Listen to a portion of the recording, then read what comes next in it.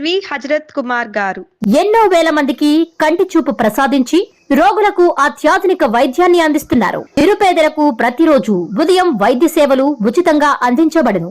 వెంటనే సంప్రదించండి. విజేత కంటి వైద్యశాల, కెనరా బ్యాంక్ పక్కన, బాబు ఐస్ క్రీమ్ ఎదురువీధి, బృందావనం, నెల్లూరు. నేను ముఖ్యమంత్రి అవుదాం అనుకున్నాను అంటాడు ఒకసారి. నేను ముఖ్యమంత్రి అయ్యే ఉద్దేశం లేదంటాడు. మీరేమన్నా నన్ను ముఖ్యమంత్రి చేశారా అంటాడు. ఇంకొక స్టేట్మెంట్ ఇచ్చినారు సార్. విజయ్ గారట కట్అవుట్లు కట్టేసుకుని ఆయన తేలిగ్గా గెలిచేసినారట. నేను 15 ఏళ్ల నుంచి కింద పడి దేకినా కూడా నన్ను ముఖ్యమంత్రి చేయలేదంటున్నారు సార్.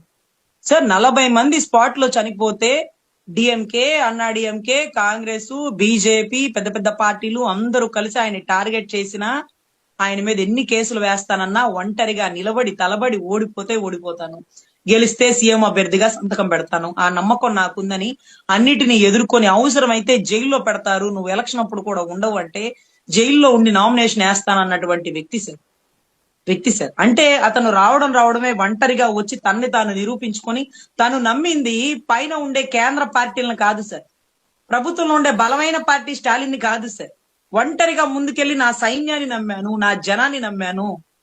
పలానా ఏరియాలో విజయ్ అభ్యర్థి, ఇంకొక ఏరియాలో విజయ్ అభ్యర్థి, ఇంకొక ఏరియాలో విజయ్ అభ్యర్థి, ఎన్ని ఏరియాలో అయినా అభ్యర్థి పేరు విజయే, మీకు కనపడాల్సింది విజయ్ని అంటూ ఒక గొప్ప మెసేజ్ ఇచ్చి అంత కష్టపడి గెలిస్తే 15 ఏళ్ల నుంచి నేను రోడ్డు మీద దేకినా గానీ నన్ను సీఎం చేయలేదు. ఎవరి కోసం దేకినాడు?